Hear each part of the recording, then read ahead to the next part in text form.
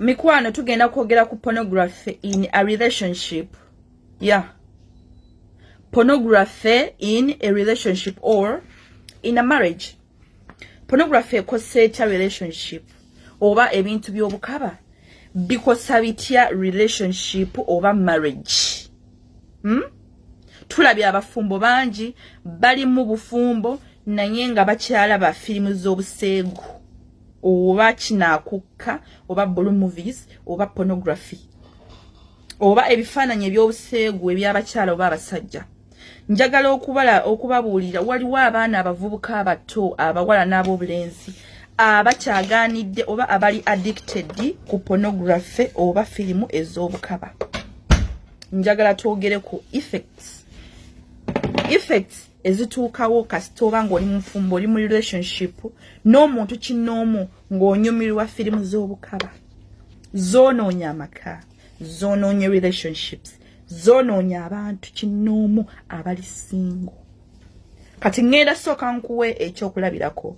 Njagala njogere ku single side, njogere ku relationship side, njogere ne ku marriage side. Yes, it is what it is. Tulina okwogera ku mazima kubanga pornography biitiridde ku mirembe gino. Singleness. Pornography enoonye etya omuntu ali single. Otuuka ekiseera n'ogamba seetaga musajja. Seetaga musajja kunebakako kunsiiga bulwadde oba seetaga mukazi kumwebakako kunsiiga bulwadde na kumumalirako ssente zange. Nsobola olaba wano kakinakukka neneemazisa wamma obulamu ne butambula n'ensigaza ssente zange n'ensigaza obulamu bwange obutaliimu ndwadde ate nembeera nga ndi happy. Kyekibeera mu birowoozo by'omuntu ali single alowooza nti pornography egenda kubeera nga egenda kumuleetera okusevinga. In that egenda kuleetera obuzibu mentally.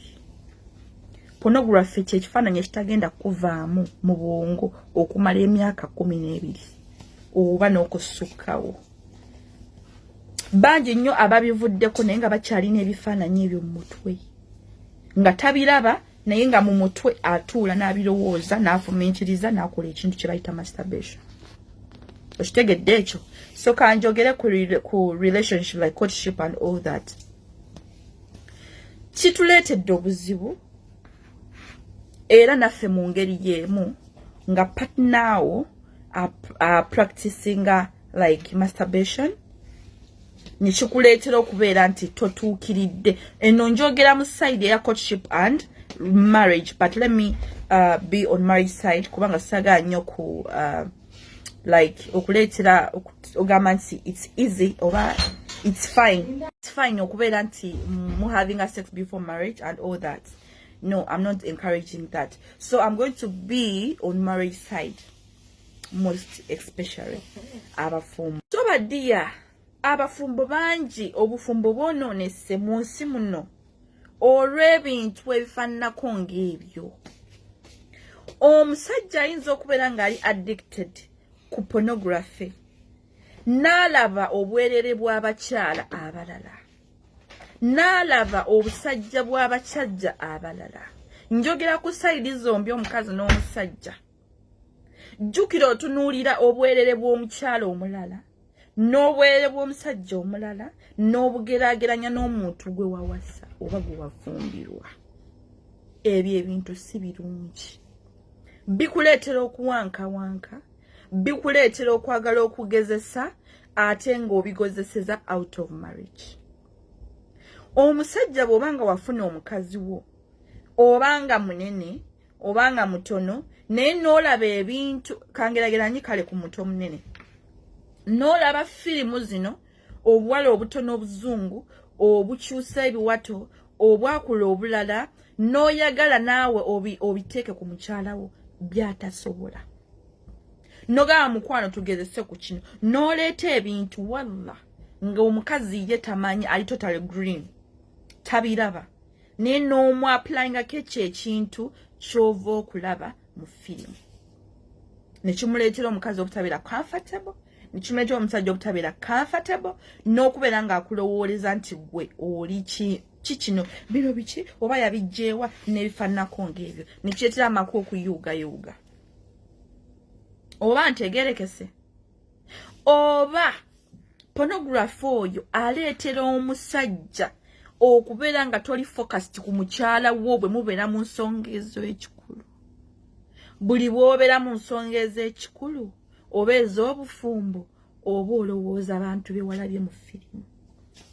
Nogamba nalabye omukazi ng'akola bw'ati mwattu n'ozibiriza obeera ng'ali ku mukazi wo naye ng'obeera ng'ali ku woli Nicki Minaj gwe walabye mu firimu. I'm just giving an example. Ebitali birungi nga tokyalina feelings za mukazi wo wabula olina feelings z'omuntu ali mu kifaananyi. Bisa amaka. Weewaawo bisa amaka ag'enjawulo nga naawe oli eyo olaba kinaakukka nga byenjogerako obitegeera. Bireetera okutta obusajja bw'omuntu kubanga oba okozesa engalo okwematiza ne kituuka ekiseera nga mukyalawo takyakukolesa ki takyakumala. Tukola research ez'enjawulo gwe wenna eyeebuuzo n'omwana ebintu abijjawa. Tonneetunuuliza tonneeyogerezaako kuba naawe obikola ki obitegeera. Yes, guno omulembe gwa .com tukola research ate oba oli awo ntufunamu nika experience akatonotono. Yes, sometimes. So tontunuulira naga amaaso go weewuunya byenjogera bintu bitegereka ate era nga biri mu nsi. Bwe tunaasirika ne twefuula innocent tugenda kubeera nga tusirikidde ebintu ate ng'osobola okuvaayo n'okyogera eri omuntu bwe akiyitamu nalaba obubi bwakyo ate n'abeera ng'akivaamu. Omukyala kikwonoona kitya? Omukyala bw'otuuka n'olaba ebintu ebyo otuuka okwagala okwemazisa. Kati mu kwemazisa naawe n'okozesa engalo. Bw'okozesa engalo kikuleetera okubeera nga nti bw'oba n'oli olina omusajja wo obusajja bw'omusajja wo tebukumala. Tebukumala oba olina okugattako engalo zo oba okitegedde ini that era oba bwemazisa. So mikwano twewala ebintu ebyo. Okiraba ng'ekintu ekitono ennyo naye kintu kinene nnyo. Bw'okola research ebizibu ebiva mu kwematiza ebintu like engeri gye byononamu obwongo bw'omuntu ojja kulaba obubi obuli mu masturbation. Because pornography is equal to masturbation. Tosobola kulaba pornography for some minutes n'oteemazisa. So ddiya mukuuma amaka gammwe kubanga ekisenge ge maka ebiseera ebisinga. Ekisenge bwe kiba tekinyuma kitegeeza amaka tegaliiwo. Mumugenda okusanga obwenzi, mumugenda okusanga obukaba. Okitegedde sweetie.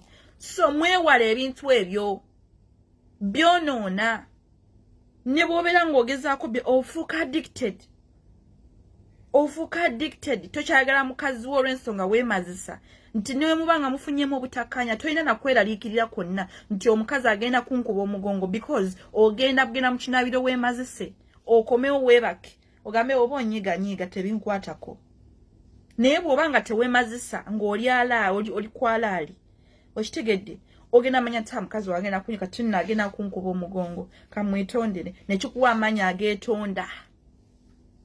Naye gwe omusajja yeemazisa oba tofaayo.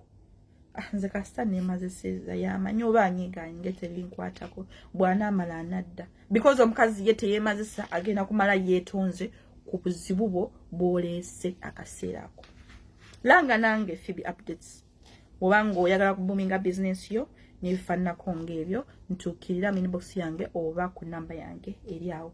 Nsembayo nga mbagamba nti Yesu Kristo anaatera okudda mwenenye ku lw'ebibi byaffe ffenna ate era nga wa mazima okubeera nga atusonyiwa.